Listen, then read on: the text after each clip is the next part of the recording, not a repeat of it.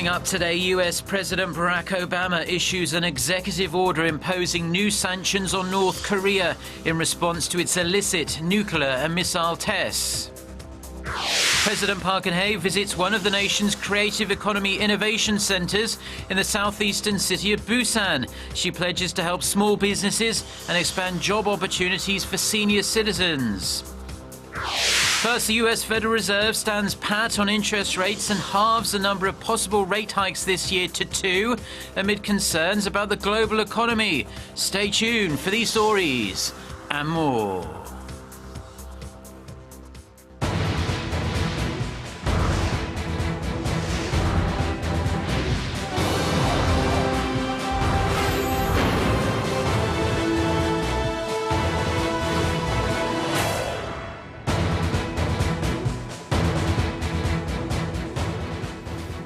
Hello and welcome. It's 6 a.m. on Thursday, March 17th here in Seoul. I'm Mark Broom and you're tuned in to our early morning edition of Arirang News.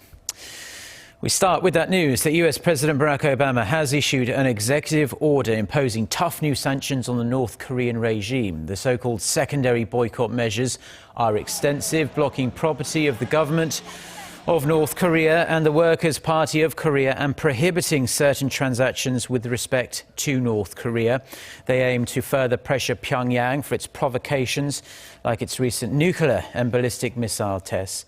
At a press briefing in Washington on Wednesday, White House Press Secretary Josh Earnest said the executive order enables the US to implement UN Security Council Resolution 2270 and the North Korea Sanctions and Policy Enhancement Act of 2016.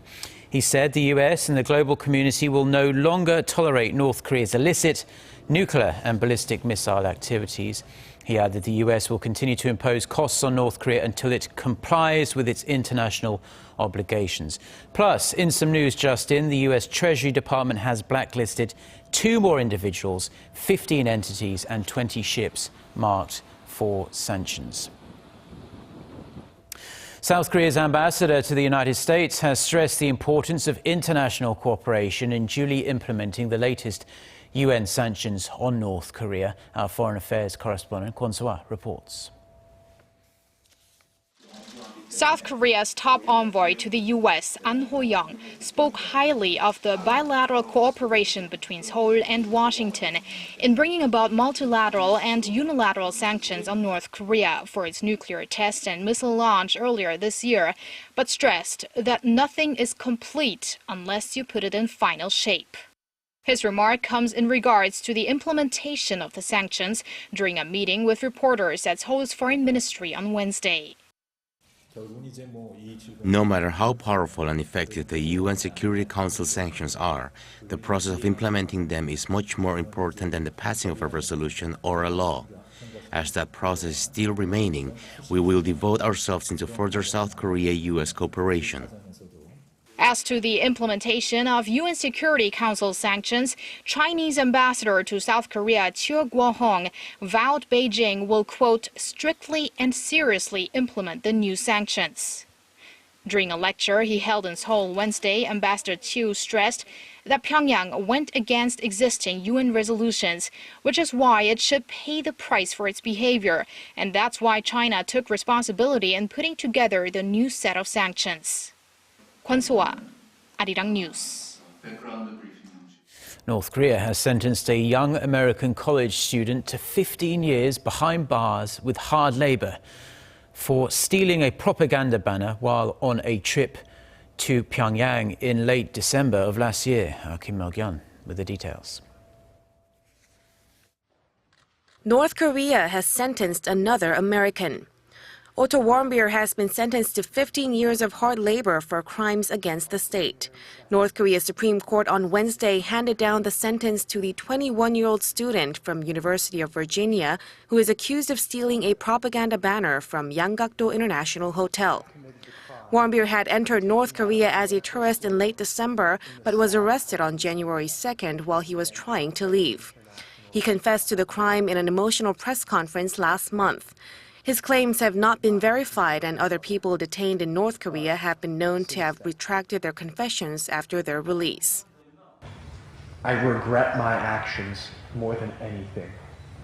I apologize to both the Korean people and the government.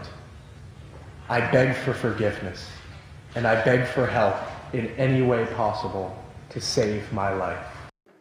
Phil Robertson, Deputy Asia Director for Human Rights Watch, called the sentencing outrageous and shocking, calling on the regime to release Warmbier on humanitarian grounds. News of the sentence came as veteran U.S. diplomat Bill Richardson was meeting with North Korean officials at the UN headquarters in New York on Tuesday to push for Warmbier's release. Detaining and jailing U.S. citizens have been North Korea's way of withdrawing high-profile visits, including one by former U.S. President Bill Clinton. Warmbier is one of 3 Americans currently detained in the North. However, his imprisonment comes just after heavy UN sanctions were imposed on the North following its nuclear and ballistic missile tests. Pyongyang could see Warmbier's detention as a valuable political tool for ratcheting up tensions amid its threats of another nuclear provocation. Kim Mo-kyan, Arirang News. Now, as a follow-up to that report, the US government has urged North Korea to promptly release Mr. Warmbier. White House Press Secretary Josh Earnest issued the appeal on Wednesday and accused Pyongyang of using detained Americans as pawns to pursue a political agenda. He said the US wants the North Korean government to pardon the young college student, grant him special amnesty and release him immediately. The White House says the offence Mr. Warmbier was found guilty of would not warrant an arrest and imprisonment in just about any other country in the world. Earnest also stressed that the US government has no greater priority than the welfare and safety of Americans abroad. Now back here in South Korea, and President Park Geun-hye is throwing her support behind the government's creative economy drive. On Wednesday, she visited one of Korea's recently established innovation centres in the southeastern port city of Busan. It's just the latest in the president's series of tours aimed at giving a leg up to startups and small companies. Our presidential office correspondent Song Ji-son with the details. 저도 기회가 될 때마다 현장을 방문해서 좋은 성과가 확산될 수 있도록 노력하고 또 부족한 점은 없는지 살필 것입니다. Keeping up with her words, President Park Geun-hye dropped by the Busan branch of the nation's innovation centers on Wednesday after visiting the Daejeon Center last month and the Daegu branch last week. President Park checked the progress at the Busan Center, which marked its one-year anniversary on Wednesday. Since its inauguration, the center has offered more than 1,000 consultations to small and mid-sized businesses, helping them turn their innovative ideas into real businesses. 아이디어와 소비자가 뭐를 불편해하는가 하는 것을 차단을 해서 이렇게 함으로써 코리아도 새롭게 태어나고 부가가치가 굉장히 높아졌어요. President Park then visited a fishery processing plant, where she noted Busan's marine products could emerge as a new export item. She also stepped by at a welfare center for senior citizens to hear their comments on pension and welfare programs, and pledged to create more jobs customized for the elderly. Song Ji-son, Arirang News. Now, there's not long left before Koreans go to vote in next month's general election. The hotly anticipated poll is set for April 13th. The ruling Saenuri Party's preparations are less than ideal, though, as it faces a potential rift within its ranks over candidate nominations. Shin Se-min reports. A potential internal rift is looming over the ruling Saenuri Party as it wraps up its candidate nomination list ahead of the general election in April. The party announced 11 nominations on Tuesday, but still has yet to decide the fates of several prominent figures, including political heavyweight Yoo Seung-min, a 3-term lawmaker, and once a key ally of President Park Geun-hye. President Park and Yoo had clashed last year after the president called him out for practicing a politics of betrayal following an address made by then-floor leader Yoo. In a speech to the full assembly in April, Yoo said the Park administration's promise to expand social welfare without raising taxes is unrealistic. Lawmakers loyal to President Park claim that this, along with other comments made by Yoo, indicate that he and his associate lawmakers have a different identity and political beliefs from the ruling party. But excluding Yu from the nomination won't be easy, as it could jeopardize the party's chances in the April's election in the capital region. In a move to freshen up the image, the party has already cleared its ranks of sitting lawmakers, including 7 of a dozen non-park faction members who are seeking for re-election. Shin Se-min, Arirang News. Staying with domestic politics in the run-up to the election, and the interim leader of Korea's main opposition party has set a goal of winning 107 seats, the number of parliamentary seats currently occupied by the party in the upcoming general election. If the Minjoo Party of Korea fails to secure that number, Kim Jong-un vowed to resign from his leadership post. In regards to his merger proposal with the newly fledged minor opposition People's Party, Kim backed away from his original plan as that party vehemently opposes any form of coalition with the Minjoo Party of Korea. He did, however, leave the door open for forming electoral alliances with the People's Party in key districts. And the minor opposition People's Party has gained a new member, giving the new party the ability to form a parliamentary negotiation bloc with 20 lawmakers. It also welcomed back a political big hitter. Ji Myung-gil reports. An Chol-soo may be inching closer to his goal of making Korea into a three-party system, following the debut of his People's Party early last month. Lawmaker Chung Ho-jun joined the party on Wednesday after defecting from the main opposition party the day before, giving the party 20 seats and the ability to form a negotiating body within parliament. If the party is able to hold on to the seats until March 28th, it will be eligible for roughly $6 million in election funding from the National Election Commission.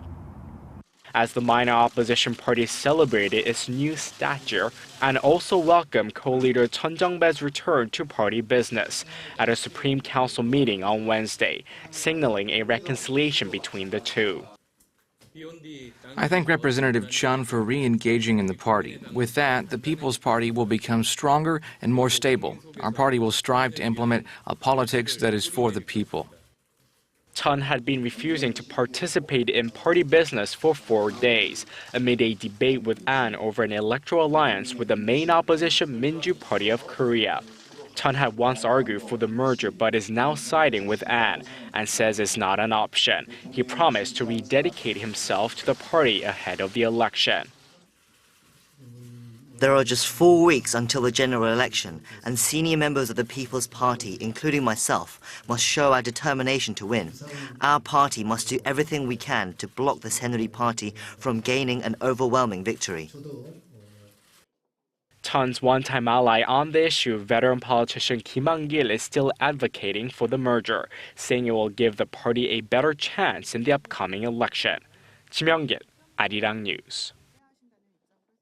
Now, with fears about the global economy refusing to subside, the US Federal Reserve has decided to keep rates unchanged, a move widely expected by analysts. And this means the current interest rate target of 0.25 to 0.5% will stay the same for now. The Fed also cut its forecast for US economic growth and inflation. It expects GDP growth of 2.2% in 2016, down from its previous projection of 2.4%. Inflation is now expected to rise to 1.2% by year-end, down from a prior 1.6% call. On top of that, Fed leaders are now only calling for about 2 rate hikes this year, down from the previously envisioned 4.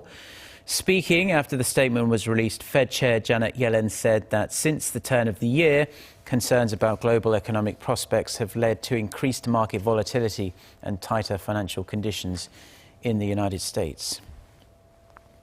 The International Olympic Committee is busy at work as the next Winter Games, to be held in Korea's alpine town of PyeongChang, are now less than 2 years away. The officials are in Korea for a progress report. So is it thumbs up or thumbs down? Kwon Jang-ho with the details.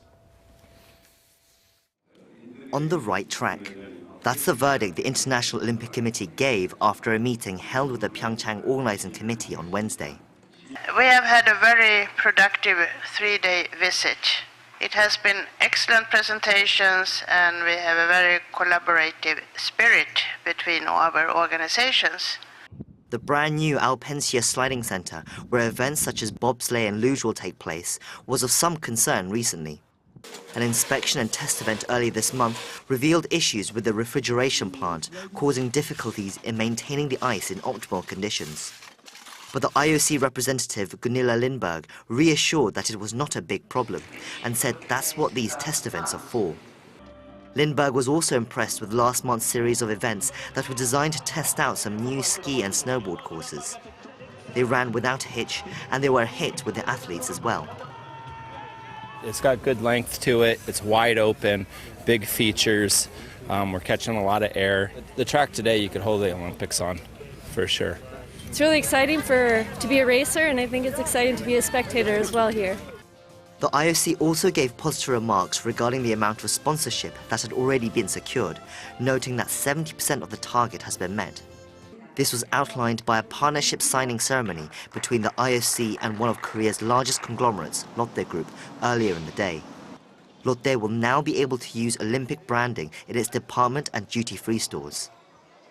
The IOC added that there is still much to do, and now the PyeongChang Organizing Committee will be looking ahead to the next winter sports season, where 24 more test events will be taking place.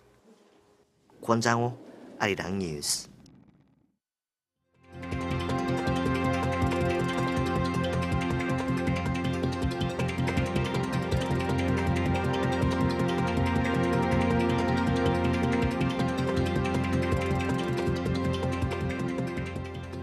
Well, that's all we have for now. I'm Mark Broom. Thank you, as always, for watching, and we'll be back throughout the day with more newscasts. Until then, goodbye.